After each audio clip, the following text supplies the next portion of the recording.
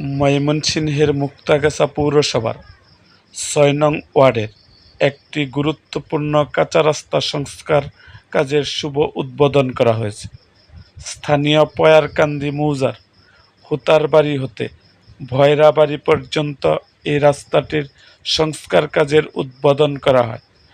রাস্তাটির সংস্কার কাজের ফলক উন্মোচন ও কাজের উদ্বোধন করেন মুক্তাগাছা পৌরসভার সাবেক মেয়র এবং পৌর বিএনপির সংগ্রামী সভাপতি মোহাম্মদ শহীদুল ইসলাম শহীদ। উদ্বোধনকালে স্থানীয় গণ্যমান্য ব্যক্তিবর্গ উপস্থিত ছিলেন।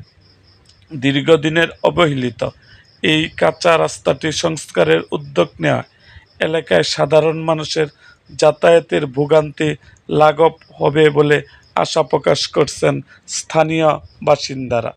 এরকম আরও ভিডিও পেতে এবং রাজনৈতিক অঙ্গনের নানা ঘটনা ও ইতিহাস জানতে আমাদের মুক্তাগাছার ইতিহাস মিডিয়া ইউটিউব চ্যানেলটিকে সাবস্ক্রাইব করুন এবং পাশে থাকা বেল আইকনটি বাজিয়ে দিন।